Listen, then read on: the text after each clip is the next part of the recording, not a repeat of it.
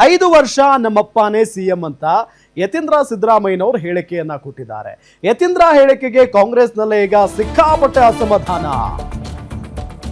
5 ವರ್ಷ ನಮ್ಮಪ್ಪನೇ ಸಿಎಂ ಅಂತ ಯತೀಂದ್ರ ಸಿದ್ದರಾಮಯ್ಯ ಹೇಳಿದ ನಂತರ ಈ ತರ ಹೆಂಗಾಗ್ಬಿಟ್ಟಿದೆ ಅಂತ ಅಂದ್ರೆ ಡಿ.ಕೆ. ಶಿವಕುಮಾರ್ ಅವರು ಕೂಡ ಸಿಟ್ಟಿದೆ, ಹೊರಗಡೆ ತೋರಿಸ್ಕೊಳ್ತಾ ಇಲ್ಲ, ಆದ್ರೆ ಕಿಂಡಲ್ ಮಾಡಿದ್ದಾರೆ.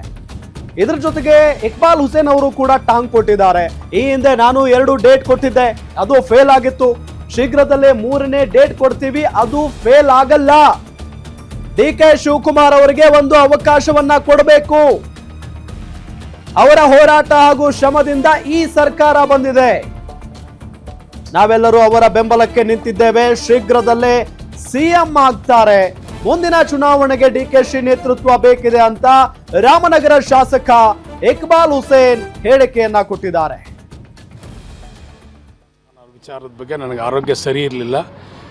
ನಾನು ಅವರ ವರದಿ ಆಗಲಿ ಅವ್ರ ಸುದ್ದಿ ಆಗಲಿ ನನ್ನ ಗಮನಕ್ಕೆ ಬಂದಿಲ್ಲ. ನಾನು ಅದನ್ನು ನೋಡಿಲ್ಲ. ನಾನು ನೋಡದೆ ಮಾತಾಡೋದು ಚೆನ್ನಾಗಿರಲ್ಲ. ನಾನು ಈಗ ತಾನೇ ಯಾವುದೋ ಪಂಚಾಯತಿ ಕಟ್ಟಡ ಇವತ್ತು ನೂತನವಾಗಿ ಹೊಸ ಕಟ್ಟಡ ಕಟ್ಟಿದ್ರು ವಿಭೂತಿಕೆರೆ ಪಂಚಾಯತಿನಲ್ಲಿ.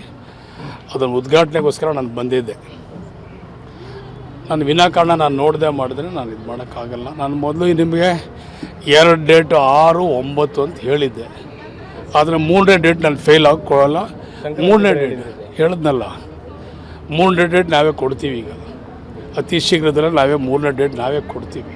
ಅದು ಫೇಲ್ ಆಗು ಕೊಡಲ್ಲ. ನಾನು ಹೇಳಿದ್ನಲ್ಲ, ನಾನು 2 ವಾರದಿಂದ ನಾನು ಸೆಷನ್ಗೂ ಹೋಗಿಲ್ಲ.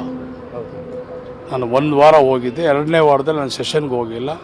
ನಾನು ಯಾವುದೇ ರೀತಿಯಾದಂಥ ಮಾಧ್ಯಮದ ಪ್ರಕಟಣೆಗಳಾಗಲಿ ಸುದ್ದಿಗಳಾಗಲಿ ನಾನು ನೋಡಲಿಲ್ಲ. ನನ್ನ ಕಣ್ಣು ಆಪ್ರೇಷನ್ ಆಗಿತ್ತು. ಅದಕ್ಕೋಸ್ಕರ ಶಿವಕುಮಾರ್ ಅವ್ರಿಗೆ ಒಂದು ಅವಕಾಶವನ್ನು ನಾವು ಕೊಡಬೇಕು.